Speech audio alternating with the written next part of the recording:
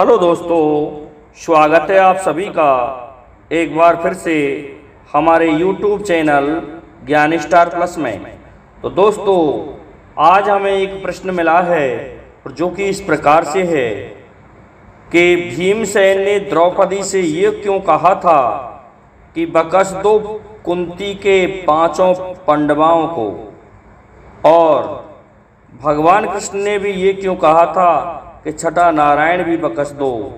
दोस्तों, द्रौपदी कौन थी और द्रौपदी क्या चाहती थी, ये भी इसके साथ में प्रश्न जुड़ा हुआ है।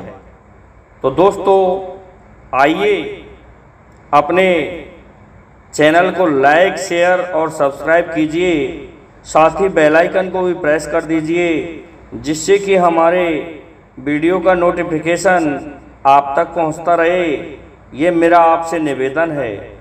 तो दोस्तों, बिना समय गंवाए आते हैं अपने मूल प्रश्न के उत्तर पर। तो दोस्तों, हुआ क्या, एक दिन द्रौपदी और अर्जुन दोनों अपने कक्ष में थे कि देखा वहां पर भीमसेन आ गए कहीं से।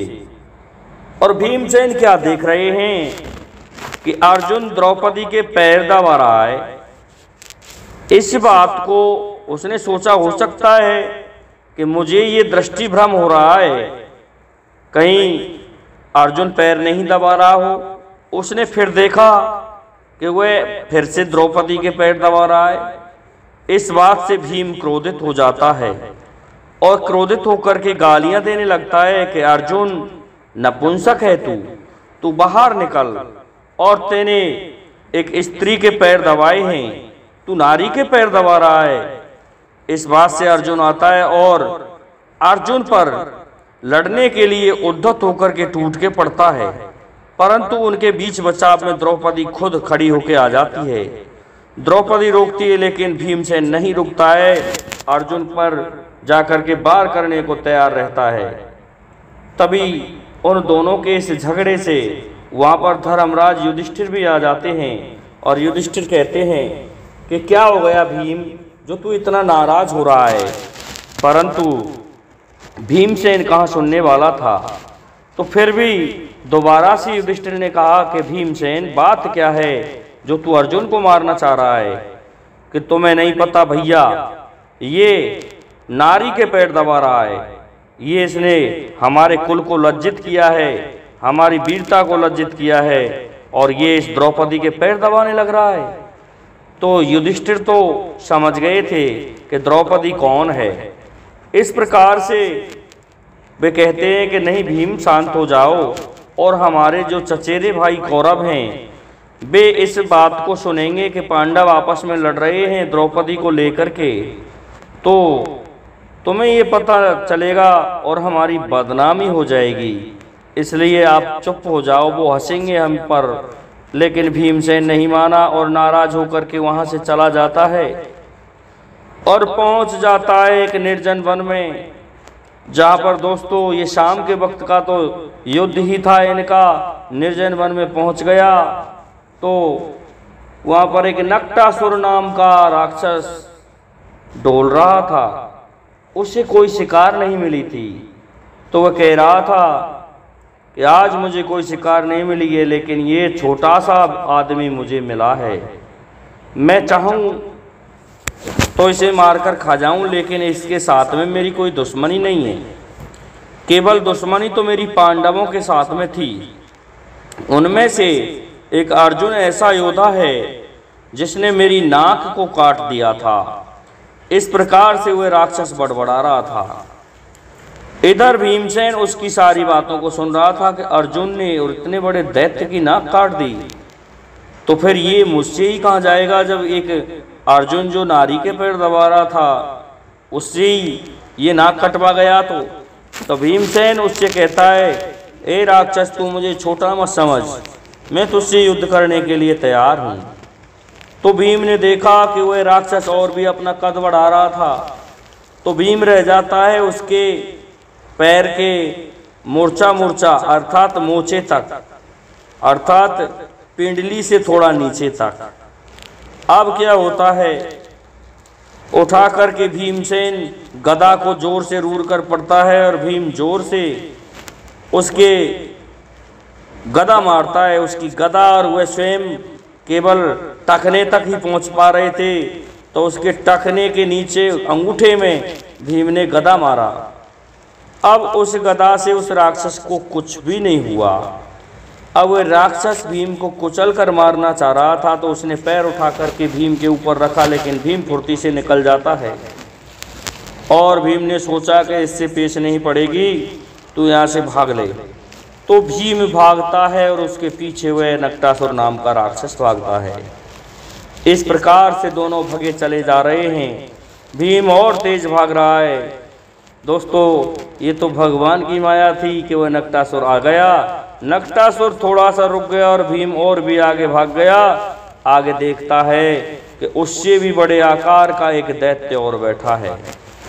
वह दैत्य जिसके बड़े बड़े दांत थे, उसे देखकर डर लग रहा था। भीम सोचने लगा कि आज तू बचेगा नहीं, निश्चित ही आज तू मारा जाएगा। ये तो इससे भी बड़ा दैत्य यहाँ बैठा हुआ है। इस बात को देखकर भीम सोचने लगा, क्यों ना मैं इससे मामा कह दूं जिससे मेरी जिंदगी बच जाए। तो भीम गया और जाकर के उसने कहा, मामा राम राम। तो वह राक्षस कहने लगा, अरे ये तो भांजा ही निकला। मैं तो ये समझ रहा था कोई शिकार आ रही है मेरे खाने में जो कि चटनी बनाने में काम आ जाएगा, इतना छोटा आदमी आ रहा है। लेकिन दोस्तों, हुआ क्या, वह तो मामा ही निकला है, तो भांजा ही निकला है। तो फिर क्या हुआ, भीमसेन से कहने लगा कि भांजे, मेरी वहाँ उधर खाल की जो जोड़ियाँ हैं, जूतियाँ हैं, वो रखी हैं, उनको उठा करके ले आ। तो उन जूतियों को उठाने जाता है भीमसेन, लेकिन भीमसेन से एक भी जूती नहीं उठी, क्योंकि उनमें तो काफ़ी वजन था। अब तो वह राक्षस हंसने लगता है और कहता है, भांजे तुझसे मेरी जूती भी नहीं उठी? कि मामा मुझसे नहीं उठती है। तो कोई बात नहीं, तू वापस आ जा और मैं खुद उठा लाऊंगा। इस प्रकार से वह भीमसेन वापस आ जाता है और वह खुद उठा कर लाता है। लेकिन भीम घबराया हुआ कहता है कि मामा मामा मुझे कहीं छुपा दो, ये जो राक्षस आ रहा है सामने से ये मुझे खा जाएगा और अभी अभी ये मेरे पीछे पड़ रहा है। भीम की इस बात को सुनकर के राक्षस कहता है कि भांजे, ये तो नक्टासुर है। कि हाँ मामा, मैंने अभी इसमें कहा सुनी हो गई थी, मैंने इसमें नीम पत्थर उठा करके मार दिए हैं, इस कारण से ये मुझे खाना चाहता है। तो उस राक्षस ने क्या किया, उठा करके भीम को अपनी झोली में रख लिया और भीम को दुबका लिया।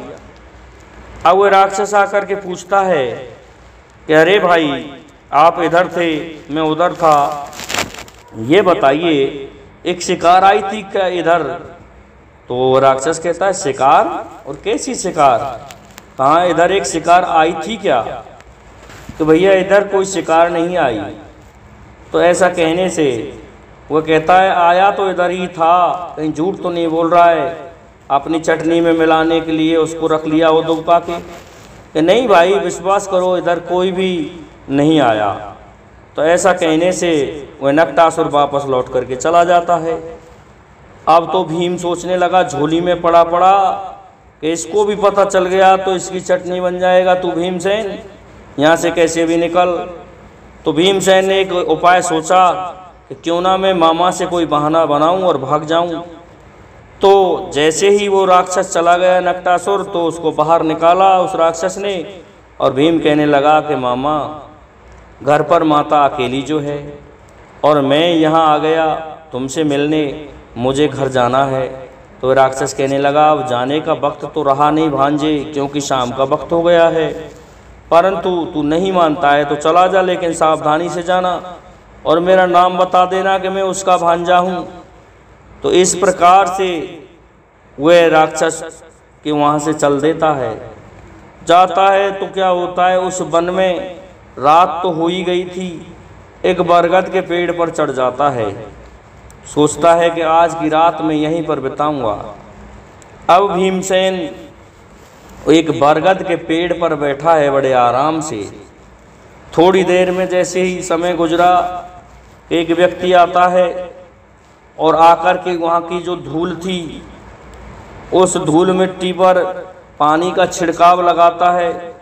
एक दो लोग और आते हैं, उसे जमा देते हैं और उस पर झाड़ू लगा के उसको बढ़िया फर्स्ट क्लास कर देते हैं। और फिर क्या होता है, एक और आते हैं 5-4 व्यक्ति, वो एक तरह से वहाँ पर टेंट का सा सामान लेकर आए और उन्होंने एक मंच बनाया और मूड़ा बना रखवा दिए।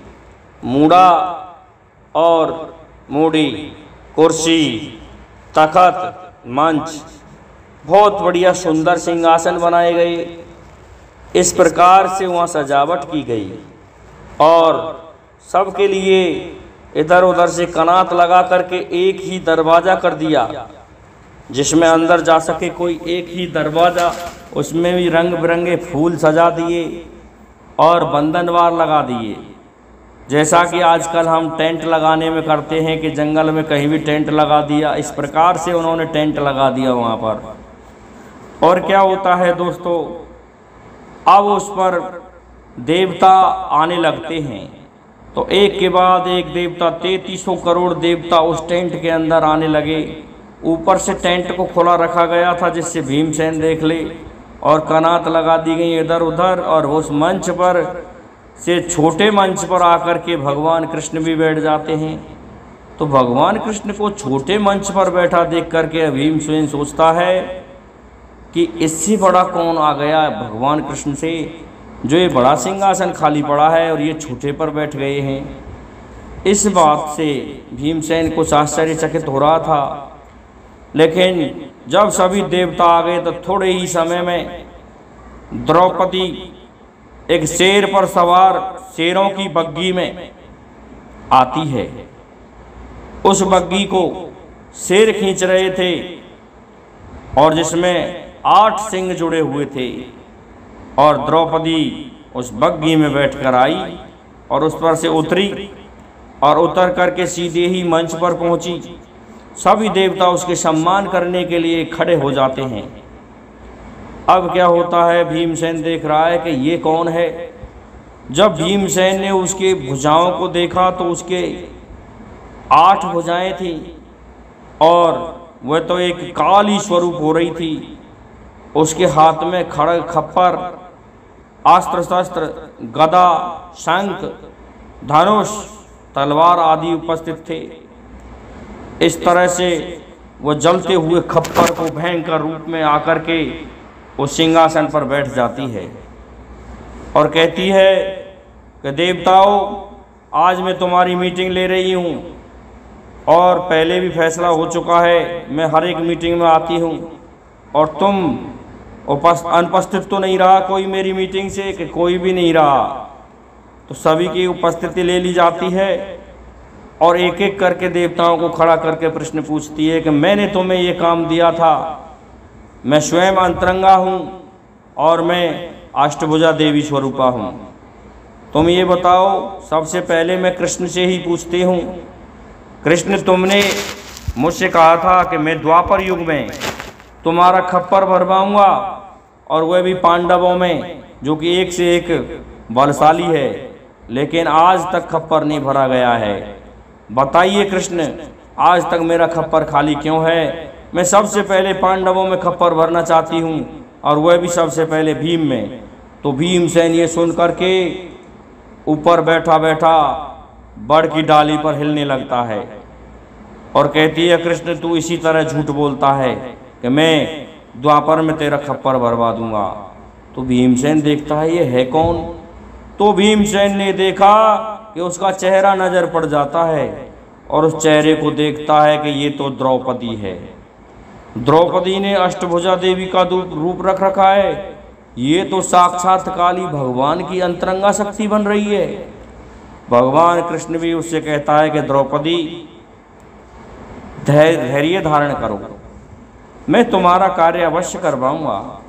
इसमें अभी थोड़ा और समय लगेगा, कौरव पांडवों का युद्ध होगा, उसमें तू पांडवों में ही खप्पर सबसे पहले भर लेना। इस बात को सुन रहा था भीमसेन। तो द्रौपदी कह रही थी, ठीक है कन्हैया, मैं तुम्हारी बात मान लूँगी, लेकिन कितना समय लगेगा कि अभी इसमें 10-20 वर्ष और लगेंगे इस युद्ध को होने में, और ये युद्ध होने ही वाला है। ऐसा कहकर के वहाँ से सभा में से द्रौपदी वापस अपनी बग्घी में बैठकर चली जाती है। सभी देवता अपने अपने वाहनों पर बैठकर के वापस चले जाते हैं और वह सभा विसर्जन हो जाती है। वो टेंट तम्बू सभी को उठा ले जाते हैं थोड़े ही समय में, और वहाँ पर कुछ नहीं रहा। प्रातःकाल हो जाता है, भीमसेन देखता है कि ये मैंने क्या देखा था। भीमसेन वापस घर को आता है और आकर के देखता है कि भाई ये कथा मैं किसको सुनाऊं। तो उसी समय वहाँ पर द्वारकाधीश भगवान श्री कृष्ण पधारते हैं। तो कृष्ण भगवान भीमसेन से मिलने आते हैं। तो भीमसेन कहते हैं, भैया कृष्ण, आज मैं तुम्हें क्या बताऊं, ये स्वप्न था या हकीकत मुझे नहीं पता। मैंने द्रौपदी को अष्टभुजा देवी के रूप में देखा है, और आप भी वहाँ उपस्थित थे, और आप ये छुपा भी रहे हैं, और वहाँ उपस्थिति का कारण आपसे ही पूछा था कि कब युद्ध हो रहा है, और मैं सबसे पहले भीमसेन में खप्पर भरूंगी, मैं द्रौपदी हूँ। इस प्रकार से द्रौपदी ने कहा था भैया कृष्ण। तो कृष्ण भगवान कहने लगे कि भीमसेन तू झूठ क्यों बोलता है, कि मैं झूठ नहीं बोल रहा हूँ भैया।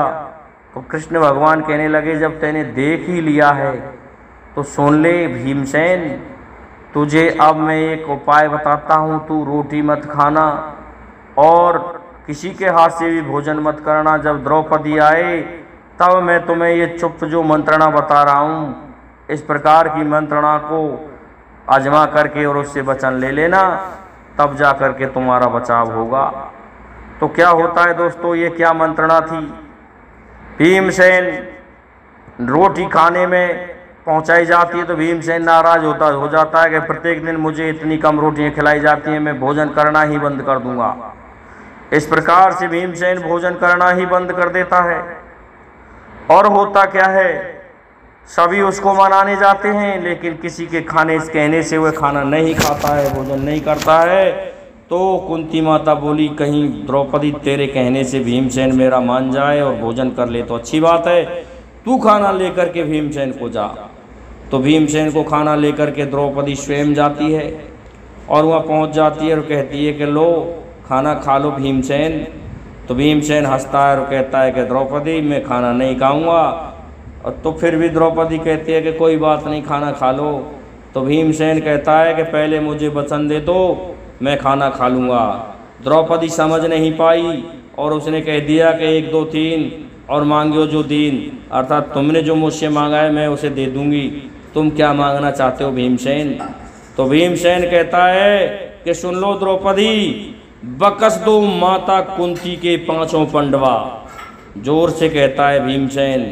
द्रौपदी कहने लगी, मैंने नहीं सुना, कि दोबारा सुन लो, बकस दो माता कुंती के 5 पंडवा।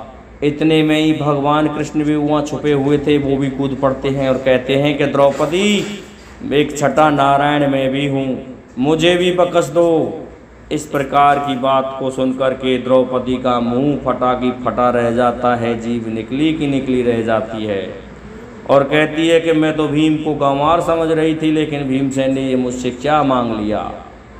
तो दोस्तों ये भीमसेन की और कृष्ण भगवान की मंत्रणा थी। तो उस दिन से भीमसेन के लिए ये देना पड़ा द्रौपदी को, नहीं तो सबसे पहले भीमसेन में ही खप्पर भरा जाता। यही कारण रहा कि महाभारत के युद्ध में केवल 6 लोग ही बचे थे, केवल 5 पांडव और 6वां नारायण अर्थात भगवान कृष्ण। बाकी इनके सगे संबंधी पौत्र नाती जो भी थे वो सभी मारे जा चुके थे। तो दोस्तों मैं समझता हूँ कि इस प्रश्न में ही सारा वृत्तांत आ गया होगा। आपको हमारा ये वीडियो अच्छा लगा होगा, इसलिए हमारे इस वीडियो को लाइक शेयर और सब्सक्राइब अवश्य करें, साथ ही बेल आइकन को भी प्रेस कर दें। दोस्तों आज के लिए इतना ही काफ़ी है। दोस्तों जय हिंद, जय भारत, जय जय श्री राधे, जय जय श्री राम।